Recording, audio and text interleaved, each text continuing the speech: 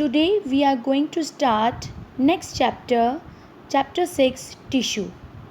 In chapter 5 you have learned about cell. Now a group of cell with similar in structure and function to perform specific function is called tissue. Here you can see the cells are arranged in a group which are similar in structure and they also perform similar specific function. So this is known as tissue. In this chapter we will learn about plant tissue and animal tissue. Now first we start with plant tissues. There are mainly two types of plant tissues, meristematic tissue and permanent tissues.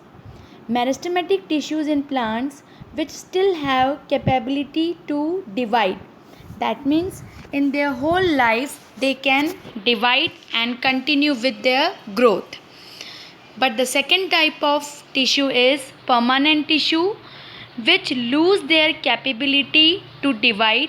That means once meristematic tissue start to divide, they take particular shape, size and perform specific function, and this meristematic tissue is now become as a permanent tissue.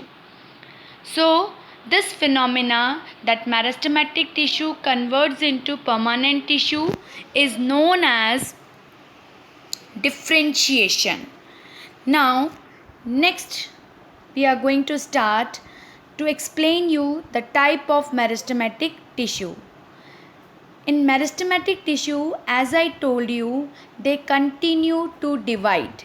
So if they continue to divide, that means these meristematic tissues are responsible for the growth of plant.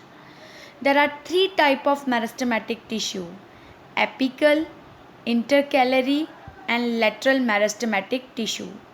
On the basis of this location, these three types of meristematic tissues, first is apical meristematic tissue which is located on above the tip of root and shoot. So what will be the function?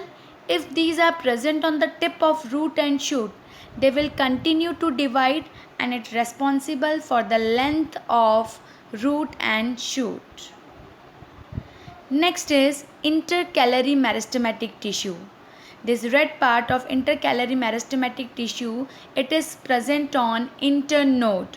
Now what do you mean by internode?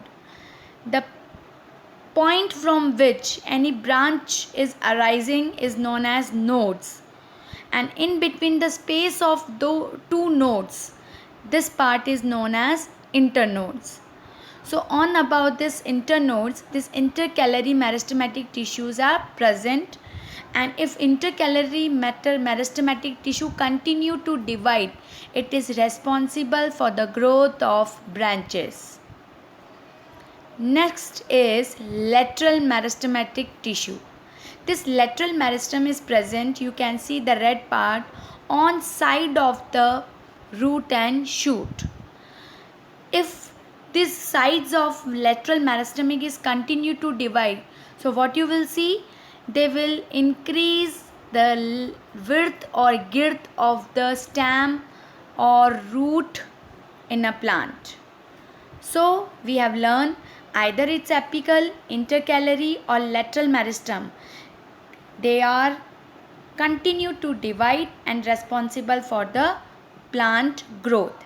Apical meristem increase the length of the plant, intercalary increase the branch of the plant, and lateral meristem increase the width of the plant. So today we have learned about meristematic tissue. Thank you.